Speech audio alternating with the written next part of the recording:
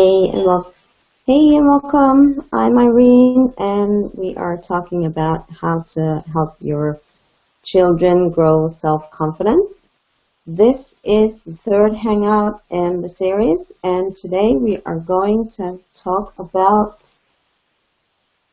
setting your child up for success. We've talked about how to improve your own self-confidence and how to play with your child, and now we are going to go deeper into how to set up your child for success.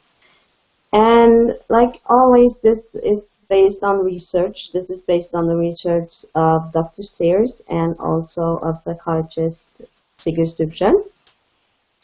And Dr. Sears, he says that to do this, to set your child up for success, you need to see the talents that maybe your child doesn't see in himself and help him grow these talents. If you help them grow the talents that they don't see, they will grow with the intention, and they will do better, and they will get the self-confidence to do even more stuff. And I can see that also the Sigurd Stubsson said something of the same thing, and he also says that it's healthy that you don't do too much to push them too much. You push them a little bit, and you help them see that they can do this. Help them try, encourage them to try a little bit more, but be careful so that you don't set them up for failure by giving them too high expectations.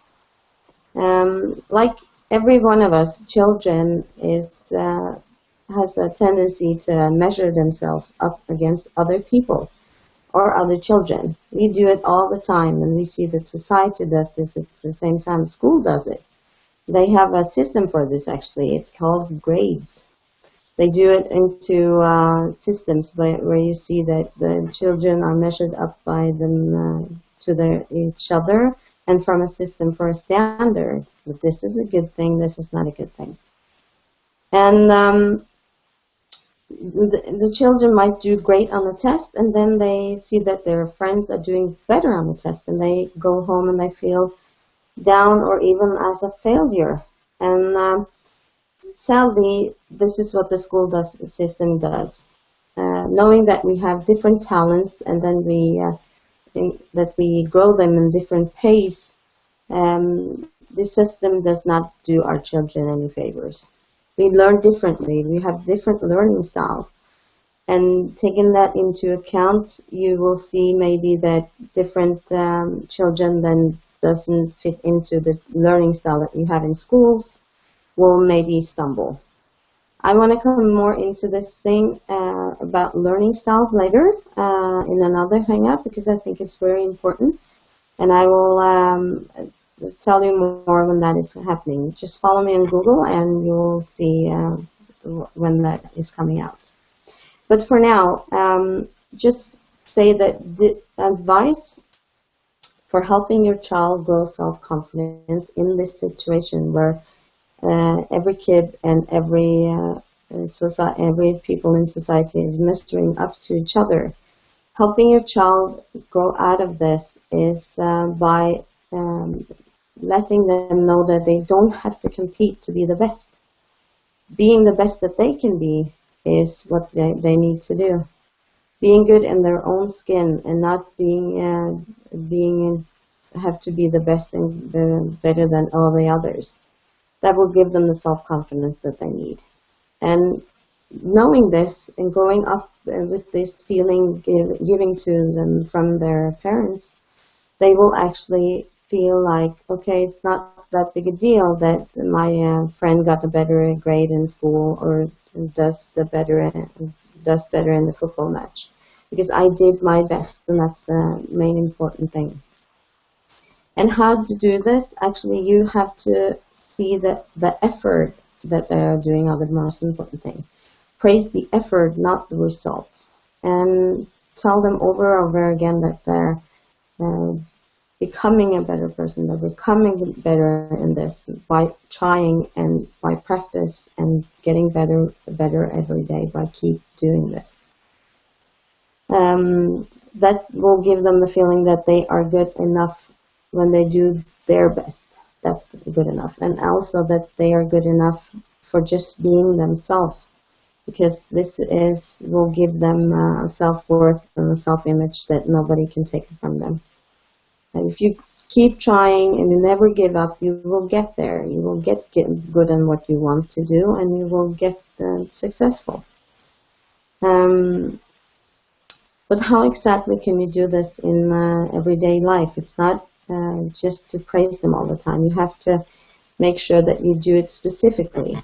Dr. Sears says that you can also do this by giving your child a lot of eye contact, touch, and focused attention. So that when you're with them, you give them a lot of attention, and you give them attention on what they do.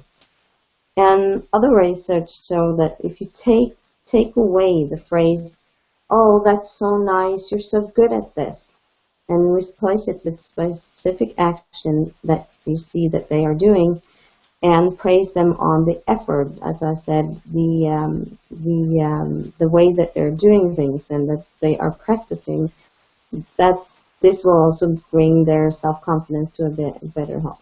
If you see, like, this might look like, I see that you've used your colors really bright on all these butterflies to draw over there.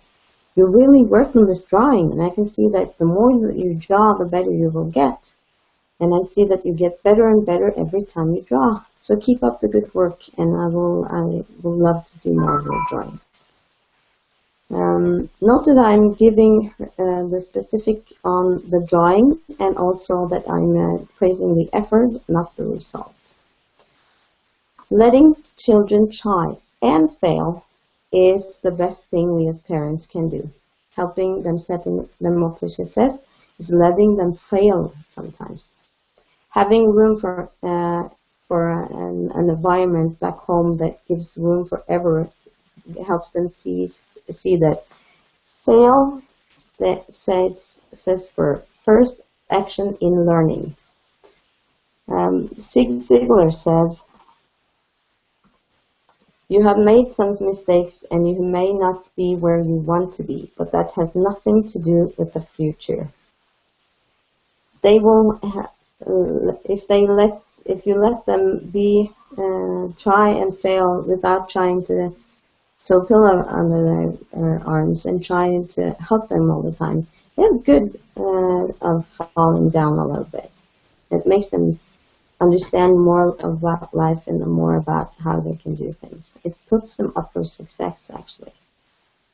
And you can also put them up for success and having this environment back home. If you tell them about all the great names in the world that have actually done it, they've done exactly this. They have tried and failed over and over again, but never stopped practicing, never stopped trying. You can tell them about successful stories like Bill Gates, who blew up his parents' garage trying to find his first actions in making Microsoft. You can tell them about Thomas Edison, that was interviewed asking how does it feel to have failed so many times, where he replied, "I have not failed. I have just found 10,000 ways not to make a light bulb." Making your home safe for trial and error, and making your children know that they can try and try again, and that it doesn't matter how many times you fail or feel like you don't succeed, that will actually make them more of a success later on. They will grow up believing that they can, and they will having the self-confidence to prove it. So this was a little bit about how to help your child grow self-confidence again, and also the thing about helping them, setting them up for success. I'll see you next week with more about helping your children grow self-confidence. Thanks.